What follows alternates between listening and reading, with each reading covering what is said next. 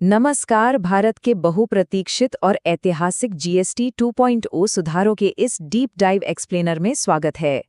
किसी भी देश की इकोनॉमी की रीढ़ उसका टैक्स सिस्टम होता है, और जब उसमें इतने बड़े और बुनियादी बदलाव होते हैं तो उसका असर सीधा हर एक बिजनेस और कंज्यूमर पर पड़ता है।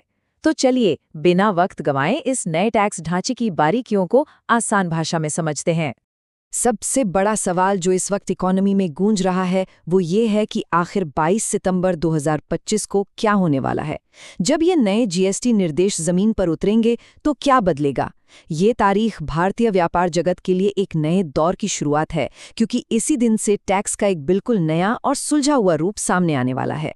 इस पूरे बदलाव को स्टेप बाय स्टेप समझने के लिए हम अपना एजेंडा सेट कर लेते हैं। हम शुरुआत करेंगे जीएसटी 2.0 के इंट्रोडक्शन से, उसके बाद मेन स्लैब्स देखेंगे, फिर 0% और 5% ब्रैकेट्स, उसके बाद 18% और 40% ब्रैकेट्स पर आएंगे, अलग अलग सेक्टर्स पर पड़ने वाले असर को समझेंगे और आखिर में विशेष दरों और टीडीएस पर चर्चा करेंगे। तो चलिए पहले हिस्से से शुरुआत करते हैं। आखिर ये जीएसटी 2.0 है क्या? असल में जीएसटी 2.0 एक नेक्स्ट जनरेशन रिफॉर्म है। इसका मेन टारगेट टैक्स रूल्स के कंप्लायंस को यानी उसके पालन को बेहद आसान बनाना है, ताकि पूरे भारत में इकोनॉमिक ग्रोथ को एक नई रफ्तार मिल सके। देखिए, जब टैक्स सिस्टम सिंपल होता है तो बिजनेस करना आसान हो जाता है, जिससे ऑटोमेटिकली कंजम्पशन और इन्वेस्टमेंट दोनों में बढ़ोतरी होती है। ये अपने आप में एक बहुत बड़ा गेम चेंजर है।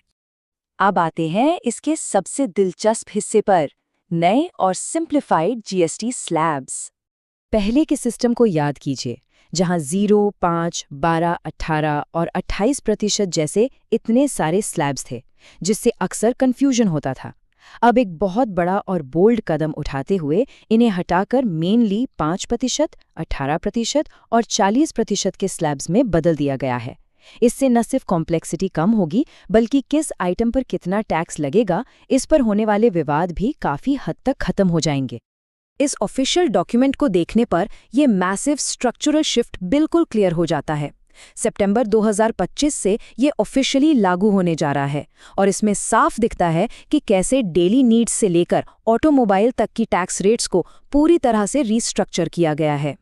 चलिए अब टैक्स ब्रैकेट्स को थोड़ा डिटेल में देखते हैं।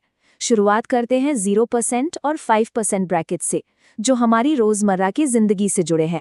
सबसे बड़ी राहत की बात यह है कि बहुत सी एसेंशियल चीज़ों को टैक्स फ्री यानी 0% रेट पर रखा गया है। इसमें 33 खास लाइफ सेविंग दवाइयाँ, इंडिविजुअल हेल्थ इंश्योरेंस, एजुकेशन का सामान और ताज़े अनाज शामिल हैं। इसका सीधा मतलब ये है कि जो हमारी सबसे बेसिक ज़रूरतें हैं उन पर अब टैक्स का कोई बोझ नहीं होगा।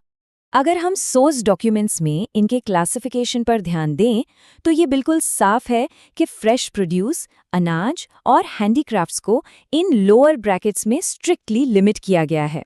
बेसिक न्यूट्रिशन और हेल्थ को टैक्स के दायरे से बिल्कुल बाहर रखना एक बहुत ही पॉजिटिव कदम है। वहीं दूसरी तरफ कुछ बेहद ज़रूरी सेक्टर्स जैसे एग्रीकल्चर के सामान और हेल्थ केयर इक्विपमेंट को स्ट्रेटेजिकली 5% के स्लैब में लाया गया है। जो डेली यूज़ की चीज़ें पहले 12 या 18% में आती थीं, वो अब 5% में आ गई हैं। इससे खेती किसानी और रोज़मर्रा के खर्चों पर सीधा असर पड़ेगा। अब थोड़ा ऊपर बढ़ते हैं और देखते हैं कि स्टैंडर्ड और लग्जरी ब्रैकेट्स यानी 18% और 40% में क्या चल रहा है। 18% का स्लैब अब इकोनॉमी का नया स्टैंडर्ड रेट बन गया है, चाहे इलेक्ट्रॉनिक्स हों, छोटी कारें हों या फिर कपड़े और कागज़ के प्रोडक्ट्स। ये सब अब 18% में आएंगे। यहाँ तक कि 2,500 रुपये से महंगे कपड़े और इंडस्ट्रियल मशीनरी को भी इसी स्टैंडर्ड रेट के अंदर लाया गया है। ये अपने आप में एक बहुत बड़ा कंसोलिडेशन है। स्टैंडर्ड आइटम्स की इस लंबी लिस्ट को देखने पर पता चलता है कि 18% की छतरी कितनी बड़ी हो गई है। जो चीज़ें पहले 12 और 28% के बीच में झूलती रहती थीं, जैसे सीमेंट, कांच का सामान, घड़ियाँ और कंस्ट्रक्शन मटेरियल, अब वो सब इसी एक ब्रैकेट में समा गई हैं। लेकिन पिक्चर यहाँ खत्म नहीं होती। कुछ ऐसी चीज़ें हैं जिन्हें सोसाइटी या हेल्थ के लिए कम ज़रूरी माना जाता है, जिन्हें हम सिन गुड्स या लग्जरी आइटम्स कहते हैं। इन पर रेट को बढ़ाकर सीधा 40% कर दिया गया है। इसमें महंगी यॉट्स, हाई शुगर वाले ड्रिंक्स और पान मसाला जैसे प्रोडक्ट्स शामिल हैं। काउंसिल की इस ऑफिशियल लिस्ट को ध्यान से देखने पर पता चलता है कि ये 40% का रेट हर किसी पर नहीं बल्कि बहुत ही स्पेसिफिक कैटेगरीज पर लगाया गया है। सट्टेबाजी, कसीनो, 350 सीसी से ऊपर की हैवी मोटरसाइकिलें और बड़े इंजन वाली हाइब्रिड गाड़ियों को इस हाईएस्ट टैक्स ब्रैकेट में फिट किया गया है। अब सवाल उठता है कि इस सब का अलग अलग इंडस्ट्रीज पर असल में क्या असर पड़ेगा। आइए इसे समझते हैं। इस टेबल से पूरी पिक्चर क्लियर हो जाती है। एक तरफ जहां डेली एसेंशियल्स और एजुकेशन के रेट्स में भारी गिरावट आई है, जो आम जनता के लिए बहुत बड़ी राहत है, वहीं सिन गुड्स के रेट्स में तेज उछाल है। ऑटोमोबाइल सेक्टर का 28% से 18% पर आना भी कार इंडस्ट्री और मैन्युफैक्चरिंग के लिए एक बहुत ही जोरदार बूस्ट साबित हो सकता है। आखिर में इस एक्सप्लेनर को पूरा करने के लिए कुछ ऐसी स्पेशल रेट्स और टीडीएस पर बात करना जरूरी है जो इन मेन स्लैब से थोड़ा अलग हैं।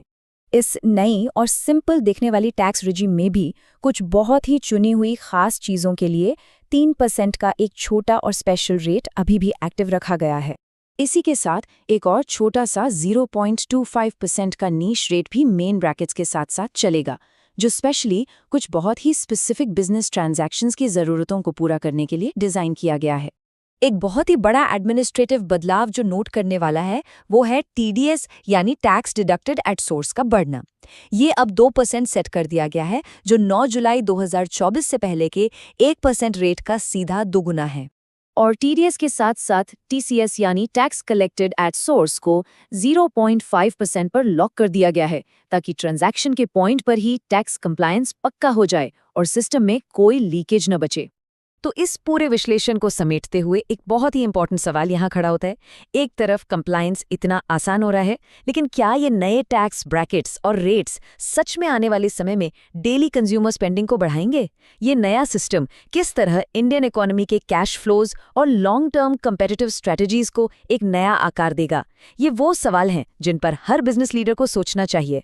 इस डीप डाइव एक्सप्लेनर में हमारे साथ जुड़े रहने के लिए बहुत बहुत शुक्रिया।